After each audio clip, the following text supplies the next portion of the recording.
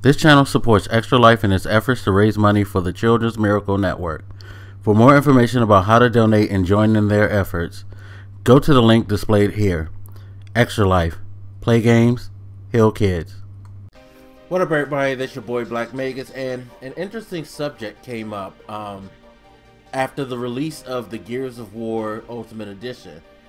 So it came out today, and the review scores have been pretty mixed, with some of the low scores being particularly harsh. In particular, Giant Bomb did a review where Jeff Gertzman, who oddly enough, back when Gears of War first released, reviewed it for GameSpot, and he gave it a 9.6. Well, his latest review of Gears of War, he gave it a 2 out of 5 because Giant Bomb only used the star system. But if you want to convert that into like the point system, out of 100, that's 40. So he pretty much thinks that it's not that good. Now, going to read the review, it's interesting. He makes some really good point because he talks about how he felt basically that the game didn't age well. The mechanics and the things that awed us back when it first released aren't as awe-inspiring now, especially since the series itself have already improved on some of the things that kind of, in some people's opinion, might have held back the original Gears. You know, Gears 2 and Gears 3 ultimately improved on those things, added some stuff, like he mentioned the Horde mode, which wasn't in the first Gears.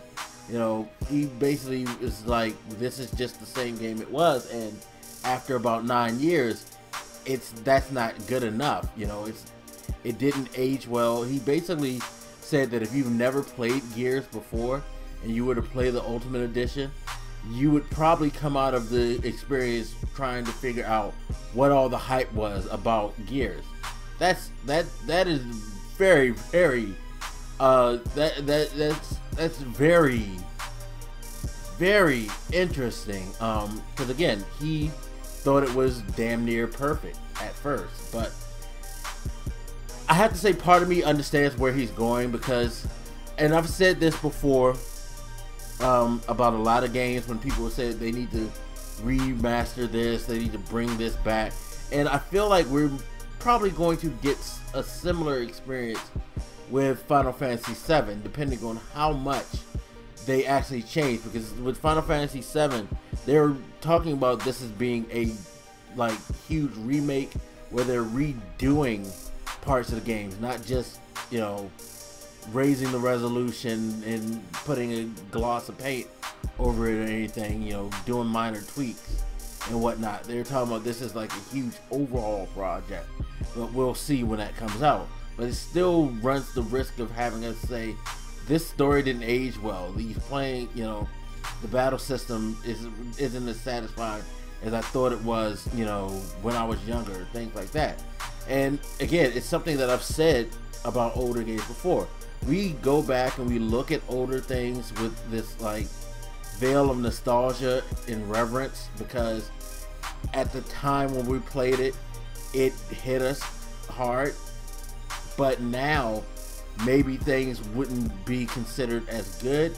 And Jeff Gertzman's review is kind of a good example of someone who loved the hell out of this game back when he was younger, but now comparing it to what's out now, it just doesn't rate as high. It's like, okay, gee, this was fun then, but I can't do this now because things are better.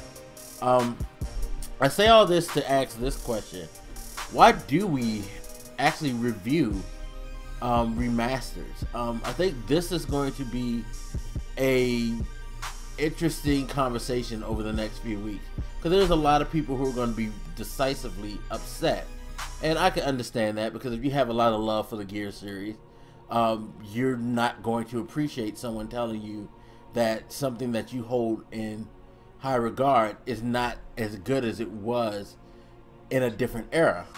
That being said, how do you rate something from a different era now? Because 9 times out of 10, when something's remastered, not much is going to be changed. Yeah, they can dig it if they really want to dig deep. They can go in and see if they could rewrite code for control and things like that. Most studios probably aren't going to spend that much time and money doing that in a remastered. So you're left with what you played back then. So if it's not that much different other than it looks better or it runs smoother than it did on its original console or what have you in its original form, then what is the purpose of the review? It's the same story, it's the same, you know, multiplayer in the case of Gears. It's Gears of War. So reviewing it, what is the value in that? If you played the original Gears, then you're not going to be shaken because you're going to probably love it, or you're going to be like Jeff Gerstmann, I guess, and you're going to be like, wow, this game was great back in the day, but it ain't as good as it was now because things have changed in gaming. You know what I mean? You're pretty much only going to have those one or the other type of way of thinking about it. Stories not change, characters not change. So you're reviewing what? And it's interesting. It's very, very interesting. That's why I want to ask you guys, because after reading his review, it just really made me realize, yo, why are we even reviewing remastered games? It's like, why take something like the Rare Collection and be like, wow, I gotta give this a rating, or like the Sega Collection that came out on the 360 and the PS3. It's like, those games are those games. What are we reviewing? It's very interesting, very interesting. I would love to hear your guys' opinion on it, so please hit me up, let me know what you think, and I'll holler at you later. This your boy Black Megas, and I'm out. Deuces.